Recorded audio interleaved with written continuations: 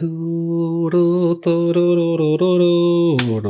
everyone and welcome back to PAX and Recreation, and today we are back to Frodo and Lord of the Rings because we are going to compare and crack a Lord of the Rings collector booster box and one of the new ones that were released around Christmas, and we're going to talk about this a whole lot. So also, I thought that just to open this one, but I was like, nah, actually we need to compare the two and talk a little bit about this thing. Remember this craziness? It may include Civilized Ring card. By the way, just a note, the playmat underneath is a holofoil one. I just don't like these things. Like, you see how it looks like washed out? It's not washed out, it's the holofoil effect. But like, the seams look more colorful than the mat itself. Look. It's like crazy. So, well, without further ado, let's go to the first one, the collector booster box. So, remember when this was the craziest thing of 2023? Well, and it had everything, right? Like a box topper, everything you may want. You may get a serialized card, and everyone wanted the 1 out of 1 legendary ring to rule them all, and it turns out it was in Canada. So and a lot of people, I remember all the discourse around this, a lot of people just being like, no, let's ooh, Argonath Pillars of the Kings, nice, which is the Ozolite pretty much. So cool. So I remember all the, plus it has like a weird texture to it, like you can, it kind of rubs on the cards. It's weird, I don't know. I remember all the weird drama that was around this, like people saying like, no, don't buy anything, and some other people saying, yes, buy them but don't open them, because if you buy them but don't open the booster packs, no one can tell us, like, you know, the value will be retained forever, and the card will be super priceless, and yada yada, right? And it's like, sure, like, just let people enjoy things, I guess. And that whole war of the spark around this whole thing, and turns out that in the end, the ring was found. The guy was actually pretty smart. I think that anyone that was slightly smart and not just chasing the trend was opening these packs, and Recreation it was opening these packs with a camera or something recording, right? Just to like prove that it wasn't fake, and you know, the whole 9 yards. And Gandalf the Grey. There is always room for another Gandalf in your life. So, Sharky, Tyrant of the Shire, Corsairs of Umbar. It's kind of it's weird how it's kind of nostalgic for me to open this late again, because we opened so much Lord of the Rings stuff back in the day, both in the channel and like outside of the channel, and you know, I feel that it brought a lot of people. It brought a lot of people into the game, and it revitalized to a point Magic the Gathering, I guess. Although I will say that it's kind of a bittersweet memory or bittersweet victory, because you know, and to this day you have people still saying the same, which is like, well, it sold a lot, which is why we're getting more Universes Beyond, but at what cost, right? Like, Magic the Gathering is no longer just Magic the Gathering.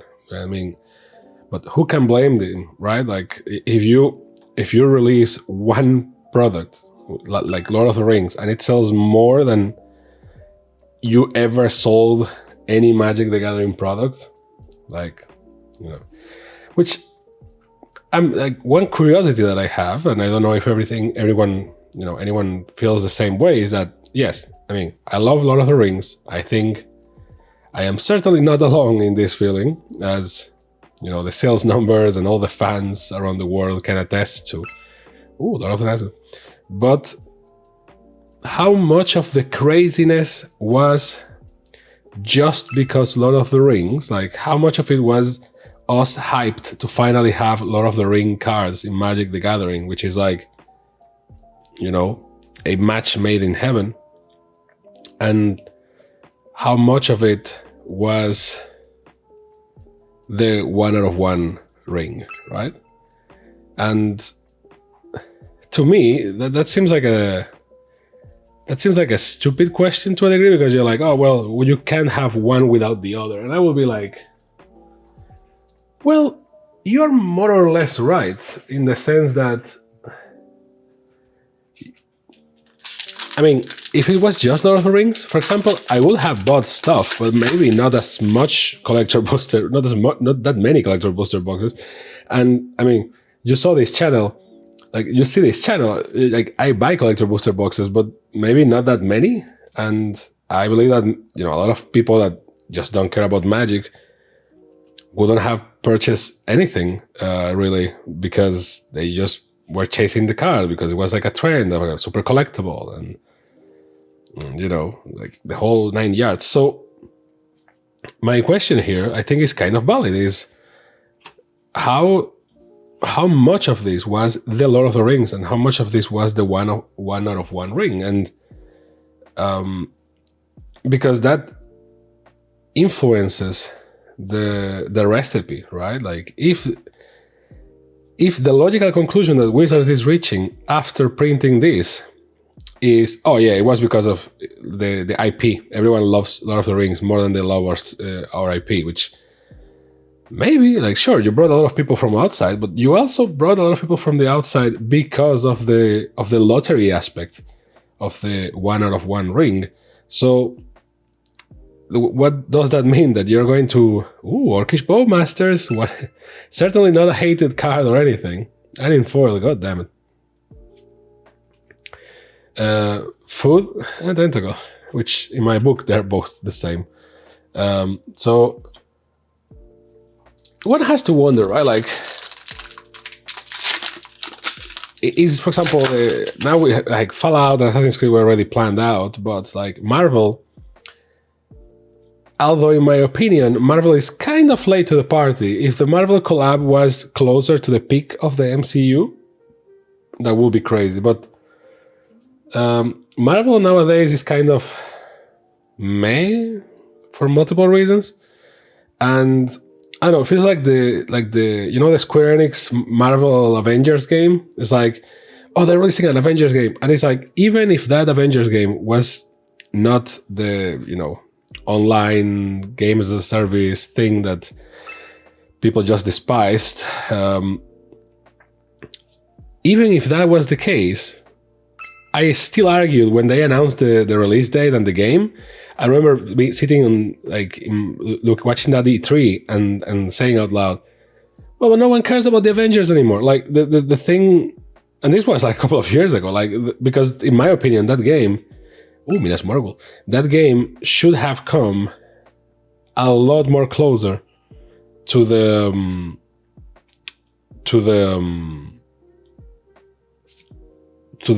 Avengers movies, to Endgame, to Infinity War, to all that stuff, right? So it just felt like, oh well, too late, I guess. Maybe because no one wanted to bet on Marvel, because Marvel didn't want to give their rights until that point. So maybe for Magic the Gathering, I believe that Hasbro, that certainly has a lot of good connections with Disney because of Star Wars and Marvel toys, I believe that they likely tried to put Magic the Gathering, tie it together with Marvel before, and maybe they were like, no, it's too expensive, or Marvel just didn't want to, because like, no, you're going to mess our stuff up, so don't touch it. That sort of thing. And maybe, I guess, but now they do, like, I don't think anyone cares particularly too much about Marvel nowadays. Even myself, that I'm a Marvel fan from the comics, not the movies, I will be like, okay, let me check the cards for sure, because I really like Magic, and I really like Marvel as well. So, well, I mean, come on, one plus one. But like I don't think the general public is going to run after Marvel like they did, you know, unless, and here is the trick, unless they do something similar again. But then the trick, oh, nice, Argonath again. But then the trick you really have to wonder, right? Which is, how many times can you pull the lottery stunt? Like how many times can you do the whole one out of one ring or something similar without people just not falling for it, because they start to look at it. Oh, Saruman the White Hand, nice. They start to look at it and just think, well, you know what? It's not worth it. Like that one, the one out of one ring was valued so high because, well, it was, and plus we have Post Malone, God bless him. So, like, he wanted to pay that, the card is valued that, but I don't know to which extent Post Malone is going to buy all the other crazy things that they are going to release. So, like, if the Magic the Gathering economy depends on Post Malone, you know what I mean? Like, I don't know if that's the best thing, honestly. Plus, the problem is that I can really see them doing this for Marvel, and it kind of fits. Like, for example, you can have the Infinity Gems or Stones if you want to go by the movies. Like, like you can have like one of one out of the Infinity Gems, and that's enough, right? Or like, even if you have like 10 of each or something like that, that still is a lot of chase cards and crazy cards. But you have one of each, that's crazy. You can have the Tesseract as a card. You can have, you can have whatever as a card. And, Marvel fans will go crazy over it, and collectors will go crazy over it, and, just overall, I think it will work. But one does have to wonder, where is the limit? When are people going to be like, I don't want to chase this thing anymore? And that's my worry with this. Lord of the Rings, I liked it. I think that they put a couple of OP cards in there on purpose. I think that the One Ring is OP, certainly on purpose, and I think that they certainly wanted to make the One Ring something that you remember when you play Magic. Like, it's something that when it's on the table, it's on the table. Like, it's the One Ring from Lord of the Rings, right? Like, give it some respect, you know what I mean? So to that, I'm not that bothered that the One Ring is as crazy powerful as it is. I think it's okay. And I actually like that they didn't make it like it's not only one ring literally, and that's the chase card. It's like, no, you can play with the One Ring. There are multiple ones, multiple levels of rarity. But at least you can buy the cheaper ones to actually play with, which is okay, because I mean, Magic is for playing first, I guess. So, Buckleberry Fairy, and Sting, and overall, I don't know. I feel that Lord of the Rings has a place in a lot of people's pockets, yeah, in a lot of people's memories, and maybe even childhoods at this point. Like, I think that the Peter Jackson movies are the Star Wars of a new generation, right? So, like, and this is why I think is the bed on top of which things like Game of Thrones became very popular and ultra famous nowadays, even though it's a different, even though it's like a big ass tonal shift, right? Like, The Lord of the Rings is a lot more whimsical, the classic fantasy. There's a reason why everyone pays their respect to it. Is the granddad of fantasy, and the Game of Thrones obviously is like the complete opposite. But I think that the concepts of like dragons and all that in popular media nowadays were restored mostly because Lord of the Rings, right? So, and the Peter Jackson movies. So I think that played a lot into the success of this set. But again, the question still stands: how much of it was just Lord of the Rings, and how much of it was the chase for the chase cards, right? Like the serialized. Sermon of Many Colors. I certainly people at Hasbro and Wizards, they know more than me, and they did the math, and they know that yeah, sure, it's the IP, and that's why they are going more into Universes Beyond. But one does have to wonder, right? Like, is it really? Or was it the chase card? That's the problem of mixing two things, that you really muddied the waters there, and now you can't separate one without the other. And yes, you can add all the asterisks you want to Doctor Who, Warhammer 40k, and now, Fallout, and later Assassin's Creed, because even if they don't perform as well, you can always say like, oh well, but those are not full sets; those are just commander decks, and that's different. And I think that Marvel and Final Fantasy are the next ones getting the real treatment. And Final Fantasy was like, okay, I guess that makes sense, even though it's weird because Final Fantasy has a card game. Ironically, Lord of the Rings also had a card game. But I guess there's one card game to rule them all, right? I think that I think that with Final Fantasy, I think there's going to be some level of success because it is Final Fantasy, and if they lean heavily into like Final Fantasy VII mostly, certainly is going to sell. I think in Japan and a lot of Weeb communities are going to be all around that. But Final Fantasy, and I say this, don't you love it when this happens? And I say this with a heavy heart, is not as big as Lord of the Rings. So I'm going to buy it, I'm going to enjoy it, and I'm going to geek out.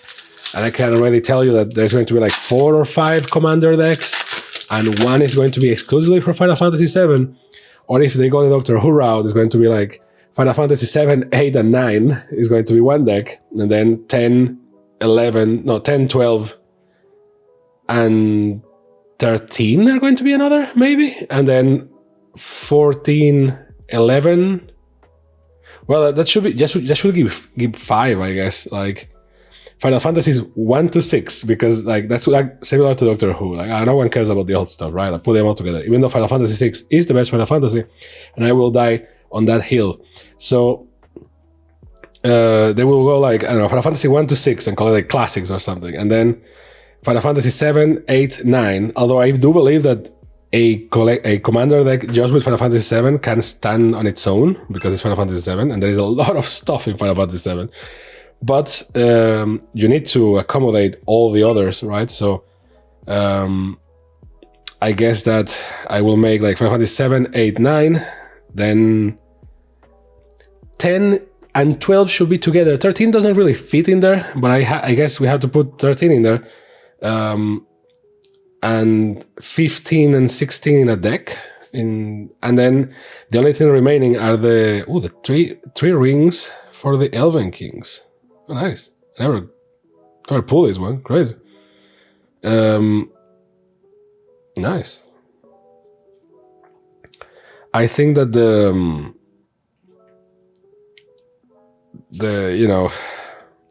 MMO ones are going to, I don't know if they're going to give any preference treatment to the MMO ones. They should, because Final Fantasy 4, like Final Fantasy 11, sadly, I don't think most people remember it, but Final Fantasy 14 is hot shit. Like a lot of people play Final Fantasy 14, and for a lot of people around the world is the best MMO there is right now, right?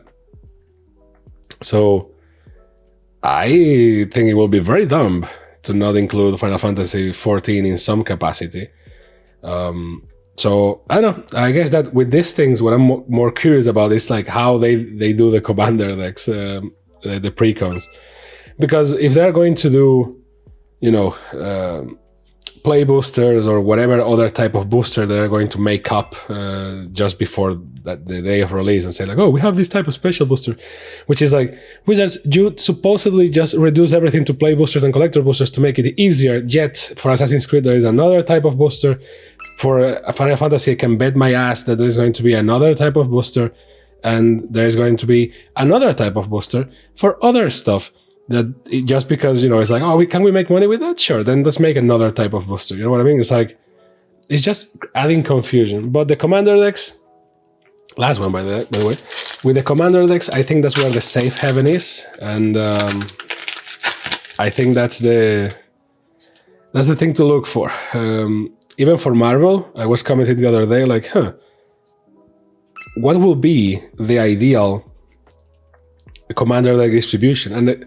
But that was when I thought that it was supposed to be only one Marvel collab, and apparently it's like multiple ones in multiple years. So I guess we're going to have a lot of Marvel cards. So if that's the case, well, I guess that we're going to have a deck for the Avengers, a deck for the villains, maybe a deck for Spider-Man. It depends on what they want to focus on each cinematic phase of the MTG collaboration, right? Like, maybe it's like the first is just like Captain America, Iron Man, Spider-Man, because they have to include Spider-Man. Like, that's the thing. Spider-Man is the most popular superhero. It needs to be in like every Marvel release, and I guess Iron Man and so on. So this was the normal collector booster box. As you saw, we pulled a couple of cool things that Orcish Bowmaster certainly helps cushion the impact a little bit, but nothing too crazy. We didn't pull any serialized cards, which is the expected actually, because that's just how it is. It's a freaking lottery, so that's what it is. However, in Christmas 2023, they released a couple of 3 types of Lord of the Rings products, right? Amongst them was another collector booster box. And this one was actually, at least to me, it was kind of difficult to get. And the reason behind it, and I will try to open this in a more fancy way because and the reason behind this is actually, just money. They released 3 products. The 3 products, I think, in my humble opinion, are kind of shit. We're going to review the other 2. One of them I already have here, and the other, the other is the Jumpstart Booster Boxes Volume 2, which is a thing. That one we're going to review. I have it here. I managed to get one of those things, and the other one are those display boxes from Lord of the Rings, which I actually got, but turns out that Wizards has a mistake. We're going to talk about this in that video, but Wizards has a problem that sometimes even if you buy the box of boxes, so there are 4 different boxes, if you buy the box of 4, the collection of 4, and you open the box, one of them is repeated, so you don't get the 4. So I have been trying to get my old one back and exchange it for the other, and waiting for shipping, blah, blah, blah, like already like 2 months passed. It's a mess, but apparently it's a thing. If you look in Reddit, etc., a lot of people are like, oh, I opened the box and one of them was repeated.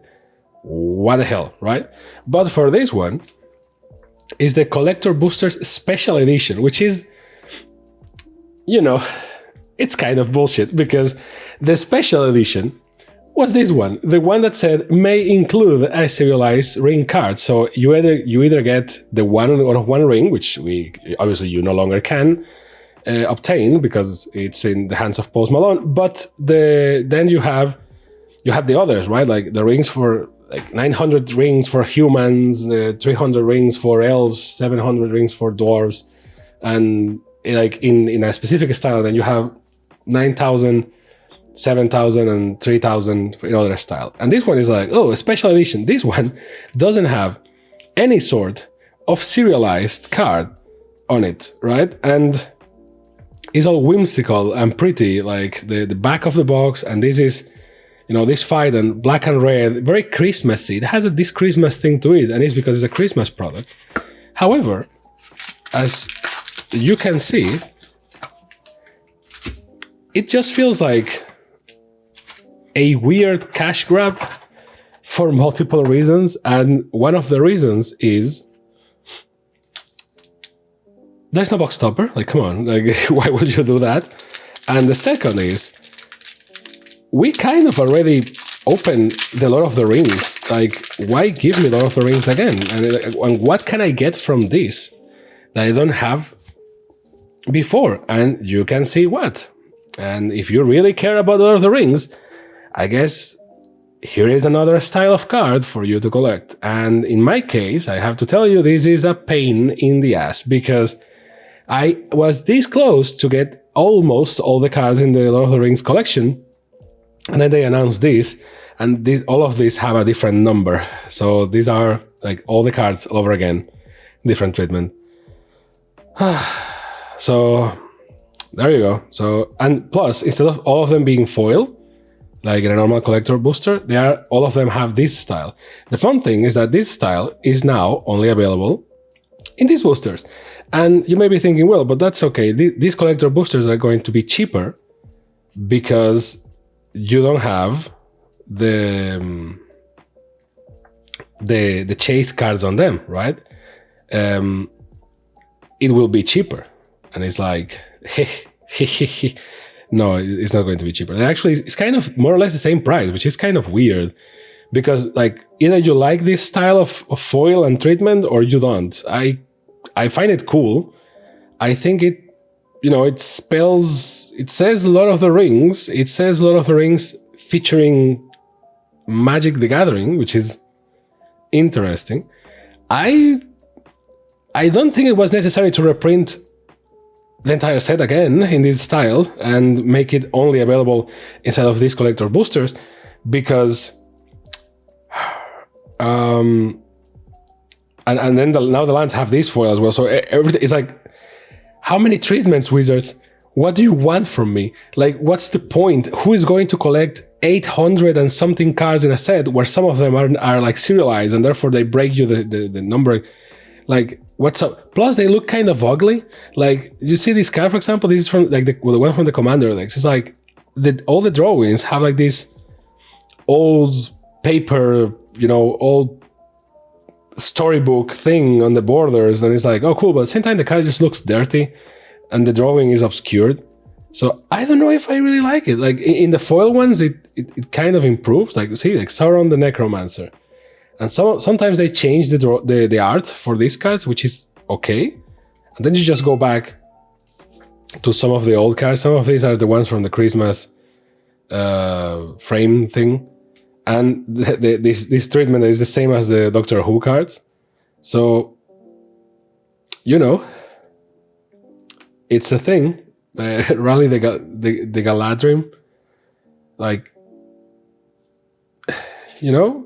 it's cool, I guess. Tempt with Discovery.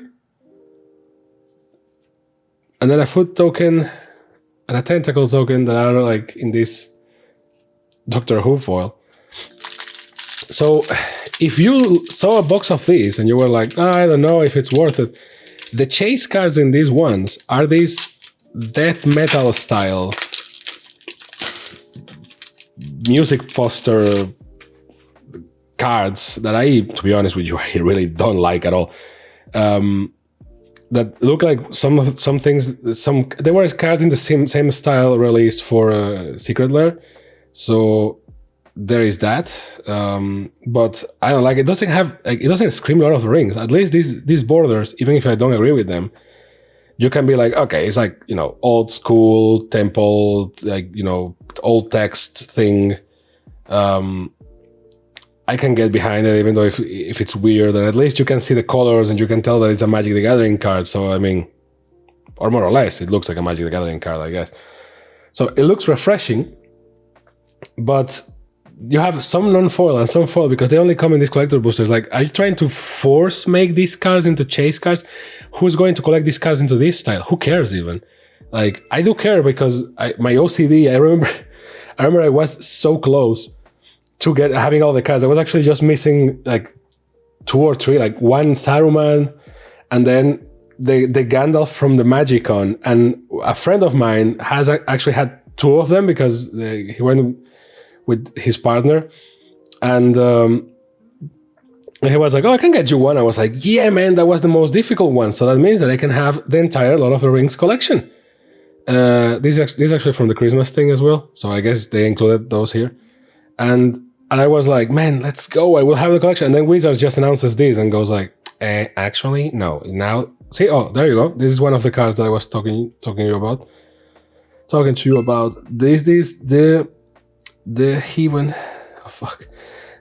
He went wood. He went wood. There you go. For 3 and 2 red. Let's try to read this card, okay? and you will see why I don't feel this thing really fits into Lord of the Rings. It's a sorcery. Sacrifice any number of lands. God damn it. Reveal the top X card of your library, where X is the number of lands sacrificed this way. Choose any number of artifacts. I mean, look at this. I mean, it's fun. I guess this is like a collector's piece or like a bling bling piece that you do for your commander deck. And like, I guess it's like when you do a weird proxy or something that you don't, you know what I mean? Like, you don't need to have, or when you have a card in a different language, you just need to have a copy of the normal card with you so that people don't give you too much shit for it, and you can actually say like, no, this card does this, and they're like, oh, okay, because they can't read it because it's in a different language. But in this case, the card is in English, you just can't read it because it's a design choice. So, okay, now for artifacts, it's kind of confusing. That looks blue. So, again, nothing too crazy out of the ordinary. You get some foils, some not foils. I guess I haven't checked the value for any of the cards with this treatment. Oh, thank you for Orthanc twice, I guess. I haven't checked the value for any of these cards in this treatment, so I guess they're going to be a little bit more valuable than the normal ones. A little bit, because you need to buy a collector booster box and then you need to pull it, and for it to be foil is actually difficult now. You know, so I guess there is, you know, for example, look at this land, number 713, right? So like, this is not the same as the normal lands because it has this whoosh treatment. In the darkness, bind them. This one looks cool. It's just, you know, some of them actually look very cool in this treatment. Like, I don't want to like come out as a super hater, right? Like, for example, this one is like, oh man, cool. But I do feel that these things should be in the normal boosters, should be a special treatment, and should be only for special characters, and not like every card again with this treatment, because it just feels like, you know, like, what's the point? And you will be thinking, and likely Wizards said that, like, oh, you need to buy everything. And then I don't get your problem. If you don't like them, then whatever. And if you like them, then you can just buy the singles. Like, well, okay, but that's for people like you and me that play. But if, and you know, I have this side to me that collects, right? So I was actually trying to collect the set, which I know apparently I'm crazy for it. I am crazy for putting commons and uncommons in a binder, because everyone tells me that only rares and mythics should go in a binder. And I'm always saying like, oh, well, but you know, I'm trying to have the collection in there and have like, ideally if I can have like 4 copies of each, because that's a playset, that's great. And it's like, nope, but no one does that, dude. You're sick. It's like, okay. So for, I mean, I don't try to get 4 of all of them, but if at least I want to have at least 1 of each to have the entire set. And then if I have like 4 copies of each, up to those 4 copies go into the binder, the rest just, I guess, goes into a box. So, Wake the Dragon. See, some of these cards actually look very nice. But again, what was the target? The print was very limited. I don't know exactly what like, maybe the idea was to like, oh yeah, you like the Lord of the Rings, right, kids? And see, for example, Shelob again, but this time in white art with a new foil. This is a new number, 785. So if I was trying to get like all the cards in all the treatments, in all the styles, now even this type of style also gets the new shining, so they just multiply the stock of all the cards. Now it's pretty much impossible for you to get the entire collection as a normal human, I guess, unless you want to make it like your life mission, I guess. And since it is your life mission, you just buy the singles and you chase for them, because if you want to make this collection by buying collector booster boxes, no, brother, don't do that. That's a path of misery and poverty, likely. Unless you have all the money in the world, in which case, I mean, there is a link to my page, but like, you know what I mean? Like, there is so much that you can actually collect by going randomly, and then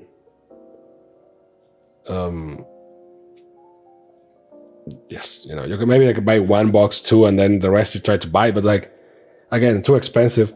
Likely a lot of these cards are just chaff that someone is trying to sell online because they don't care about those. People only care about the big chunky boys. So maybe you will save a lot and just get specifically what you need, right? Like, for example, if I want this card from the Commander deck, which is actually a very good Commander deck, see, it's kind of weird. They actually make the image worse looking, smaller because of the black borders. It looks kind of elegant. At the same time, it looks kind of bad. So, I don't know. Minas Tirith Garrison. The Battle of Bywater. Smeagol, Helpful Guide. And Myriad Landscape. And a food token that is also an Orc Army. So I guess that, yeah, the idea is that if you get one of the already good cards, like, I don't know, Orcish Bowmasters, and you get them with a new super duper treatment, then yes, the value is multiplied. But for everything else like this, it's like, oh, well, this is cool, I guess, right? Like, this is cool, right? Like, Sleep on the Ring. This is interesting how it shines. It's just the borders, not the drawing itself. See, like, the borders are the thing that shines, not the art, which I think is interesting. But again, it just feels like who asked for this? I never asked for this. Like, you know what I mean? I know, I am dumbfounded because I like this set. I like the Lord of the Rings set. There are actually, like, being as honest as possible, I think there are only like 2 or 3 things in the set, very minor, that I don't like. There's just like choices by Wizards that is like, why? And but overall the set is very good. Like, the flavor is there. Flavor plus mechanics, I think, is like just on point. Ooh, look, the card from the box, Abyssal Persecutor. Nice. Very nice looking. Food token, Human Soldier.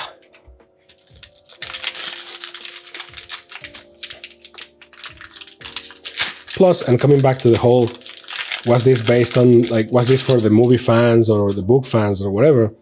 Well, it was for the movies mostly. It's based around only the Lord of the Rings. They don't have the rights to anything beyond, you know, like, they don't touch the Hobbit. They touch the Hobbit a little bit, but not that much. They don't touch the Silmarillion, etc. Plus, there is only so much they can fit, like, in a set, right? So, if you're going to be smart, you just do the actual thing that everyone cares about, which is Lord of the Rings, and you maximize your profit, right? But then again, you have to wonder, like, they got the rights to the book or to the to the saga, to the name. They didn't necessarily get the rights to the movie and the actor's likeness, which is interesting to me because they got that for Doctor Who, and apparently for that you don't need to ask the actors for the permission or anything. Ooh, Crown of Condor, because a lot of actors from Doctor Who didn't know that they were making cards about them, and they were like, "Oh, nice, cool. Where do you get that?" Right, and all that stuff. So that's interesting. There you go. Hugh the Endwood is the name of the card. It's not He the End. So see, this is actually, you can read the effect here. Plus, I think they picked the worst one to doing that effect. Look at all the amount of text. Jesus. Arboreal Alliance. This is also from the display cards. For the Christmas display thing. Myriad Landscape. And a food token. For Lord of the Rings, I think that Warner Brothers has something to do with it, and maybe Wizards was like, oh, it's cheaper to just get the books. We can do our own designs, whatever, right? And it's fun because like there's this video of Elijah Wood looking at some of the cards, and he's like, oh, I always like to see like other interpretations of the characters. And it's true in the sense that since we got the movies, it's like Harry Potter, right? Like if you see the original Harry Potter books before the movies became a thing, the illustrations for Harry Potter in the covers are all over the place, right? It's like, because people interpret the words in different ways, and that's beautiful. That's the magic of a book.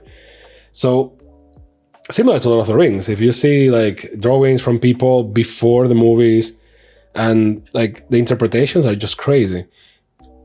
And that's, you know, super cool. The problem of having a mainstream, lighted halfling, there you go, bling bling. The problem of having this card is also from the display cards apart, that's very good. I haven't used it.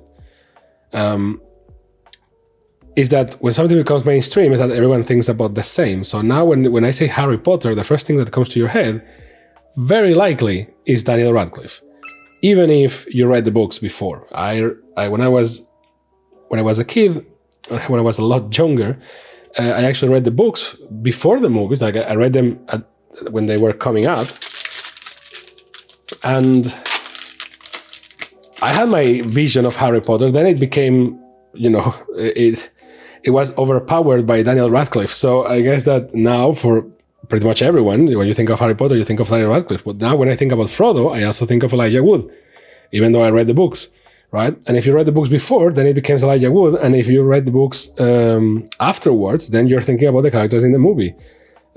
So there is that, I guess, danger to you, like to like mass media, right? Like, because even if you don't want to, if the adaptation is good, such as is the case with Lord of the Rings, and yes, I know that some purist is going to be in the comments saying, like, oh, actually, they missed this and that. It's like, come on, bro, for 3 movies, to adapt all that, I think they did a pretty good job. Like, it could be worse. Look at The Hobbit.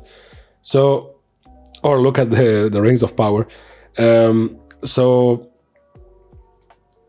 you know, I think that it is a problem. I think that for this set, it became kind of a problem to a degree, that people just think about the movies whenever they think Lord of the Rings, because Wizards didn't pay for the likeness of the actors, and since they didn't pay for the likeness of the actors, when I see Frodo, this Frodo looks like Elijah Wood. I can attach it to Elijah Wood because Elijah Wood, like, after all, everything is based on the book description, right? So Frodo, even if it's a whole different design, Frodo should look like Frodo. If you put all versions of Frodo one next to the other, it should look like Frodo. So like, even if it's not the same, you should be like, oh, I think, yeah, it's the same character, right? Like big feet, hairy feet, curly hair, and you know, and falling every tree. I know that's from the movies, but like, you know what I mean? Like, I think that in here, for example, Frodo, I think is one of the characters that has the best treatment. Maybe it's because you can't screw up Frodo that much, even if you try. Like, the description is what it is. But some other characters got like way different treatment. Like Boromir, like Legolas, for example. Like, look at this Legolas. Legolas, for some reason, in most illustrations, looks like the captain from Mulan. You know, I don't remember the name of the dude, but the captain from Mulan, the love interest. And I can't shake that from my head, like, because everyone thinks of Orlando Bloom, I think, but even if it wasn't Orlando Bloom, I think that we'll all be thinking about, like, you know, blonde elf, like you see sometimes in the video games or something, but they did it as the captain from Mulan, and I'm just like, okay, I guess that's Legolas because you're telling me that's Legolas, because I wouldn't assume that's Legolas. You know what I mean? Gimli is a lot easier because Gimli is just a small tower with armor and an axe, so with a big beard. So it's very difficult to screw Gimli. Except if you are the movies, in which case you can screw up Gimli, turning him into a you know, fun relief character, and no one will care because it's haha, he's a dwarf, and dwarves are funny, and he only makes jokes. See, haha. Like Faramir is like, for example, Faramir is one of those that is like whatever, right? Like Faramir is like a fairly secondary character, even if it has this. Yeah. I know what I'm about to say. Faramir has relevance to the story, but you know, it's not like all the time in front of the screen or in the book, right? It's like there is a place for it. Arwen is kind of all over the place in terms of designs in the cards, and this is weird because I know that they did this on purpose, because you know that Magic the Gathering, whenever they do like a new set, they have like this artistic guideline thing that they give to the artists so that everyone designs the same. Oh, a Storm of Saruman. You want to know the sad thing here? This is one of the cards that is missing from my collection, but the normal one, the normal card, like no special treatment, no nothing. I don't have that card in any treatment whatsoever, and here it is in the weirdest of treatments. And I gotta be honest, this one actually looks kind of cool, in my humble opinion, and it's still kind of shit to read. So we can try, I guess. Whenever you cast your second spell each turn, copy it, except the copy isn't legendary. You may choose new targets for the copy. Okay, it's not that crazy to read, not that difficult, and it says enchantment. Okay, you know, okay, not bad. And I was missing that card, so there you go. It's a shame because I wanted the normal one for at least to try to finish the first 300 and something, or 400 Lord of the Rings cards, but hey, can't complain. And the last booster from the Lord of the Rings Christmas thingy, special edition. Like, you don't get any rings, but you do get some stuff. And all the cards have weird treatments, right, guys? Which, I gotta be honest, I guess that this is the literal definition of a collector booster box, in the sense that it's like, well, this is stuff that only a collector will care about, like to go and buy this thing specifically. But I do have to say, Wizards, Jesus, like, could you make this a little bit cheaper? Or re-release it? Oh, Shadow of Enemy. Or release it in another format so that people can actually collect these ones? Because, again, these are cool, but these are not like ultra cool, you know what I mean? Like the heavy metal style ones, sure, I guess that people can chase those ones and buy the singles because those are like weird enough. Like the Rankin Bass ones from Secret Lair. But, oh, another one. Dawn of the New Age. Dawn of a New Age. This is actually complicated to read. Looks like a Beatles poster. Enchantment for 1 and 1 white. Dawn of the New... Jesus.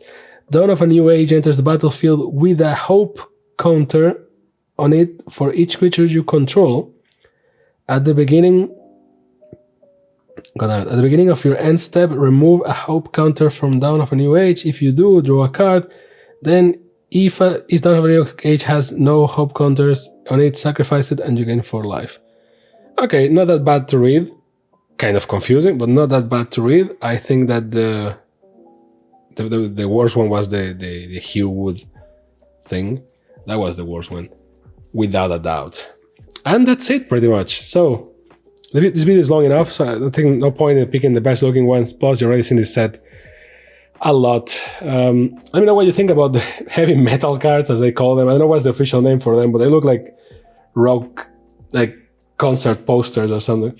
And let me know what you think about this box in particular, this, special edition box. And would you buy this thing if it was a little bit cheaper? Like, do you think it's worth it just because of the new treatment to cards, or it's just like a crazy money grab that is like, You know, like why care about this? Like, what is the value here? The new treatment that you get in non-foil, then in foil, all the cards that you already have get this weird wavy thing like Doctor Who, and then you have these concert poster ones that are kind of difficult to read. So I don't know. Let me know down below. Let me know what's your opinion. Let me know what you think about Lord of the Rings and Universes Beyond. Do you think that I'm too crazy with this whole thing? Always open to hear an opinion. Thank you for coming to my TED Talk about Universes Beyond. And as usual, I appreciate your time. I hope to see you next time on PAX and Recreation. Bye.